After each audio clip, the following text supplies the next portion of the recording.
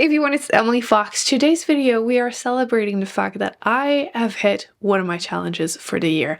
I tried really hard in the beginning of the year, kind of forgot about it, but I've hit it. That's all that matters. One of my goals was to actually finish series this year. I did the same last year. It did not go well. I feel like I barely managed to hit it. It was not very satisfying. With that said, there were a few rules. I was allowed to give up on a series that I had already started and then try the second book and decided not for me. That was fair. That counted for my goal of 10, and I could just finish a series. That's all I wanted. I wanted 10, and I wanted to hopefully do mostly finishing series, not just giving up on a lot of although it's a bit of a mix, but it doesn't matter. Did I do the ones that I had named in the beginning of the year? Not really, but some of them I didn't, and I'm okay with it. For example, Octavia E. Butler, I have one more series by her to finish. I read the first 2 books, but I did not continue. In my defense, first of all, again, I only have a few more books left by her, and I don't want to finish everything. 2, they were some of the weirdest books I've ever read, even from her. So I'm savoring the weirdness. So there's that. I did not finish the second Miss Bourne series. So there's that. And also, I did not finish the Neapolitan Quartet. I read 2 books out of 4. I had read the first one, so I read 2 more. And I could have finished the last one, but I've been in a reading slump and I don't want to read a favorite book, or hopefully the last book in a favorite series, when I'm not feeling good. So we're not doing that to ourselves. So I don't need it though to achieve my goal. So we're gonna go through the books series that I did finish. Actually, first off, how many series did I start this year? I thought I was doing so much better this year because I was looking back. The whole reason I was doing this challenge was because I kept starting series and not finishing them. I think the first year, in 2021, the year that made me want to do this, I had started like 25 series and only finished 1. It was not good. So I've been working on it and I thought I was doing better. So I started 20 series this year. So 20 new series. It sounds so much worse than it is because technically out of the 20, there are only 5 that I'm for sure continuing.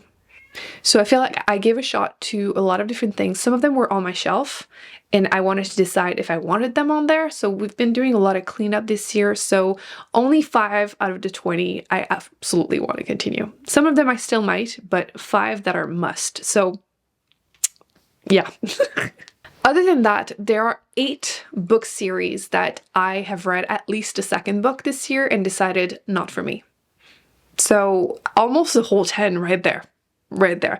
It's okay because I did finish a good amount, but we're going to go through them very quickly. We have the Gentleman Bastard series. I read the second book this year. I read the whole thing. I shouldn't have. Not for me. So I feel like his writing is interesting, but so slow-paced that I get bored of the premise. So it is what it is. So there's that. I'm also officially giving up on the Chief Inspector Armand Gamache, which I thought I was going to love this because of the hype. I finished The Cruelest Month by her this year. This is the 3rd book and I'm done. I believe there's like 18, 19 books in the series. It's crazy. It's so beloved and I really wanted to love it because it's set in Quebec. I'm Quebecoise. I really wanted to love it with the French sprinkle in there. No, I can't do it because it has not aged well. Plus, like, the premise of the first book worked and then the second one was straight up offensive. Did not age well. And the 3rd one, I was still too bored. I never got to the point where I was like, I can forgive you for that and move on with my life because it's so interesting. It wasn't. Like, people kept telling me it gets so much better. I've read 3. That is enough. So I'm giving up on it, sadly. I also tried and decided not to continue Sherlock Holmes. I've read 2 of the short stories. They, again, have not aged super well, but mostly I feel like we've been used to seeing Sherlock Holmes like in a certain way in modern time because the adaptations are making him like reveal how he pieced things together. It's not the same in the books. Like, I'm sure it was revolutionary at the time, but they're boring to me, which is what this video is about. So I'm not continuing. So started and okay. Decided not to finish this year. So I don't care that people are upset, clearly, but no. I also read the second book in the Queen's Teeth series this year, and again, I shouldn't have continued. I think it's, again, I used to see a lot of hype about that series. I read the first one, I kind of forgot what it was about. let's be honest. And I got to the second book, tried it this year, read the whole thing. I don't know why, because once again, I find them super forgettable. I just am not invested, so I'm not going to continue. So that's another series. I also barely attempted the second book in the Dark Tower series by Stephen King. Listen, I hated the first book, but I kept once again hearing, it gets so much, I don't care. I tried the second book and I gave up on it like really quickly, like 20 pages. So it barely counts, but I'm officially giving up on that one. I'm also sadly, very sadly, giving up on the Thursday Murder Club series. I read the second book this year and I'm just not as emotionally invested as I wanted to, or like I like the character, I want to like them. I think that's the key because it's like older characters, they're all like 70s up and they're solving murders kind of just accidentally-ish. They're very nosy, getting, you know, involved, which sounds really cool, but didn't really care about the premises both times, so I'm officially giving up on it. Would still recommend it because clearly this is the unpopular opinion. I've accepted it.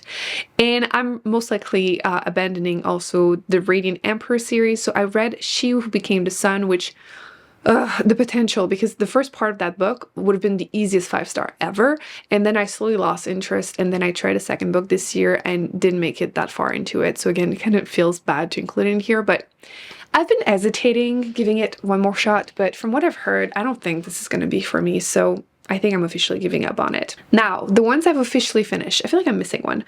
Probably missing more than one, really. I feel like it's easier to keep up with the ones I finish. It feels like it's what really matters in this video anyway. So the ones I finished 1, 2, 3, 4, 5, 6, 7. I'm doing this because ultimately I did more than 10 overall, so that's what matters. Some of them it feels a bit weird to include them, you'll see. So first one is the third book in the Children of Time series by Adrian Tchaikovsky. I finished Children of Memory, and every time you never know if there's another book in the series. I wasn't even sure the third book was going to come out. I did read it. It has some interesting concepts, but my interest throughout the book that nothing will beat the first book in this series. Highly recommend the first book. It can be read as a standalone, by the way, but I read it. This is what, again, matters for here. The second one, it's here, but The Kind Worth Killing was the first book. The Kind Worth Saving is the second book by Peter Swanson.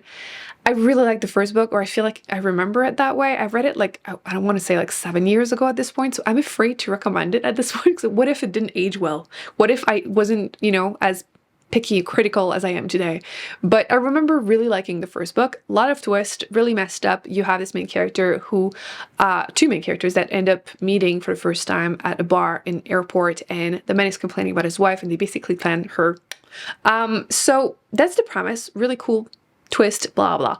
The second book came out this year. It wasn't, you know, really planned at first. It was a standalone and then became a series. So I picked it up and you don't need to read it. One I did like, come on, we need to find some favorites here. I did really like the last book in the Queen of the Tearling series, The Fate of the Tearling. A lot of people hate the ending of the series, and I completely understand. And I would say that like 99% of the time, I would be on your side. I would. I do feel like this is such a hit or miss premise. And in general, that trope, I would hate it, but it works, I feel like, to me, in this case. So yeah, I get the hate, and that's probably why I feel like it used to get a lot of hype and then just completely disappeared, but I liked it. So I'm okay with it. And it probably actually will make it to my best or most surprising books of the year. So, and then you have the Greenbound Saga. I'm so proud that I finally read book 2 and 3. I had read book 1 a couple years ago. I enjoyed it. I was surprised by how emotionally invested I ended up being in the characters. For a second, I thought my microphone was off. I was having a mini panic attack. The amount of times I've done that. So yes, I finally got around to reading book 2 and 3, and I would love to exchange some words with the author, because how dare you? That hurt. That really, really hurt. And I'm currently actually just finished. There are 2 novellas, 2 prequels, like novellas. I've read one. I have the second one on the waiting list at the library. And it's prequels. So like some of the characters in that series are there, and it's like the pain. You know, it's before all the trauma. So would highly recommend this series in general. You'll see it, my best of the year. It was great. So happy. I also read Bookshops and Bone Dust, which is the prequel to Legends and Lattes. I'm pretty sure that series is done, or at this point it's like up to date. That also was one way. I didn't mention it. That was one way to also accomplish like tick one box out of the 10. So this one was a prequel. It was nice. Obviously it's not as good as Legends and Lattes. I feel like it never is for like cozy, but I did overall enjoy it. It's a prequel, so the main character, who in book 1 opens up a coffee shop because she doesn't want to be mercenary. I was going to say missionary. Ooh, not quite the same. So she's done. And then the prequel, she's 18, so she wants to be mercenary. And she unfortunately gets injured, so she's stuck spending time healing in a little town, and there's a bookshop and friendships, and it's cute. It's cute. I'm glad I read it. Speaking of cute, I did also finish the duology of the Waverly family. So I read book 1 and 2 this year. They're both, again, cozy fantasy, and they're like modern witches, which I feel like I don't find enough good ones. It's giving very strong practical magic vibes. I really recommend book 1. 2, I could have left it unread, but I would recommend book 1 because the cozy vibes. I really liked it. So I'm glad I finished the series, but yeah, you should just read book 1. And I also read the prequel to The Priory of the Orange Tree, which is A Day of Fallen Night, which I feel like prequels, I'm always like, does it count? It counts. I think it counts, especially the size of that thing. It counts. It counts. I liked it even more than the first book. Again, you're going to see it in my best book of the year. It was great. Like 800 pages of dragons and magic, and it was good. I feel like the point of views were more, like my interest was more equal with all the point of views, which is one of the main complaints I had heard for the first book in the series, not series. I feel like it came out and everyone was like, stand alone, and then there's a prequel. So like, I'm all messed up, but it counts, okay?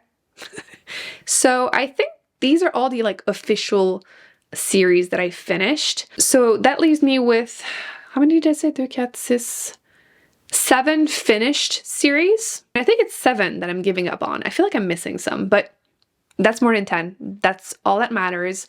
I feel like I achieved it fairly easily this year, especially compared to last year. So I'm not too worried with that like specific challenge from like reading challenge for myself. So I don't think I'm going to need to do that next year. So it means we're like giving more space for other challenges. But I think that was a really fun one to do. And if I feel like I'm struggling again in the future, because I think my biggest issue was that I would read the first book intending to continue and never doing that. And even though I started again 20 this year, I was fairly decisive that like, okay, only 5 are like must, and that a handful of other ones I might.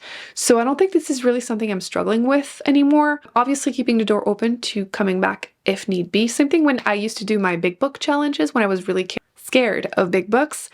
And I might one day go back to that one. So yeah, I think I'm done. It took me 2 years to really feel like I have that under control. But I think now we can focus on other things. So what about you? Do you start, actually, how many series did you start this year? I can't be the only one that started 20, okay? But are you good at finishing them? Because I feel like I used to be so on top of this. To be fair, I wasn't reading 100 books a year, so I would just start and finish series, like bam, bam, bam. With that said, I feel like I would focus on series that were finished a lot more. By the time they were translated in French, they were basically completed. I think that plays a big part, to be honest. But yeah, I'm feeling very happy with this. Things are under control. I hope you enjoyed seeing me struggling, although this year wasn't that bad. That's gonna be it. Thumbs up, subscribe. I'll put more videos on the screen that I recommend you check out, and I will see you in an upcoming video very soon. Bye.